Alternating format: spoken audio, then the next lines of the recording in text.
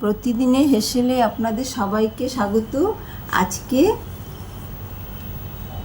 আচার করে দেখাবো আমের। এইভাবে আচার করলে সারা বছর সংরক্ষণ থাকে, এক ফোঁটাও নষ্ট হয় না, কোনো জলের ব্যবহার হবে না এই আচারে। এই আচারের জন্য লাগবে জিরে, মৌরি আর গোলমরিচ আর শুকনো লঙ্কা। এইগুলো সব হালকা করে ভেজে নিতে হবে। আর আচার আমি সবসময় বাতাসা দিয়েই করি, বাতাসাটা যেহেতু পাক করা থাকে সেই জন্য। আর একটু ছোটো এলাচ, কয়েকটা ছোটো এলাচ এই ভাজা মশলার মধ্যে দিয়ে দেবো। জিরে, ধনে দেবো না, জিরে, পানমৌরি, মৌরি, গোলমরিচ আর শুকনো লঙ্কা আর ছোটো এলাচ। এইবারে এই আমগুলো কিন্তু আমি ভালো করে কেটে ধুয়ে ভিনিগারে 10-15 মিনিট মতো ভিজিয়ে রেখেছিলাম। তারপরে এটা একদিন রোদ দিয়েছিলাম।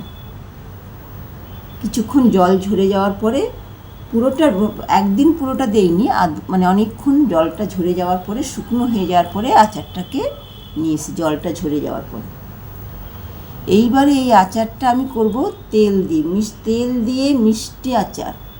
তেল দেবো, সরষের তেল দিয়ে আমগুলো আমি ভেজে নেব। এইভাবে সব আমগুলো সরষের তেলে ভেজে নেব। এটাই হলুদ মাখাবো না, নুন দিয়ে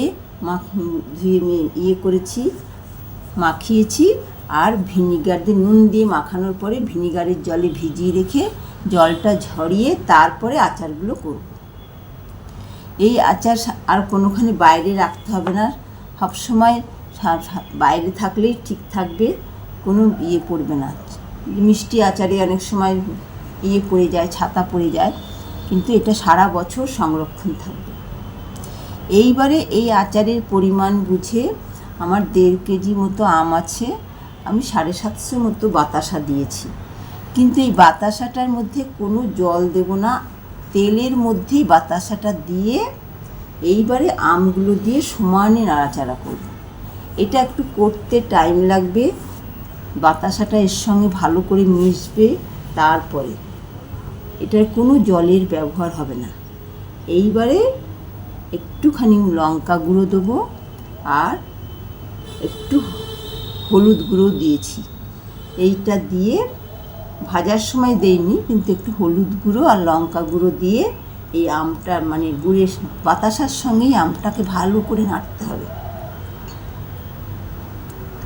এইভাবে বাতাসাটা, এতে কোনো জলের ব্যবহার হবে না। যেমন গুড় দিয়েও করা যায়, গুড়টা তখন জলের সাথে না মিশিয়ে তেলের সঙ্গে দিতে হবে। আমি যেহেতু বাতাসা দিয়ে করছি, এতে কোনো জলের ব্যবহার হবে না, পুরো তেল দিয়ে হবে। তেল দিয়ে মিষ্টি আমের আচার। এইবারে মশলাটা এটা কিন্তু অনেকক্ষণ ধরে নাড়তে হবে যাতে নিচে না বসে যায়, আর খেতেও খুব সুন্দর হয় তেল দিয়ে মিষ্টি আচার।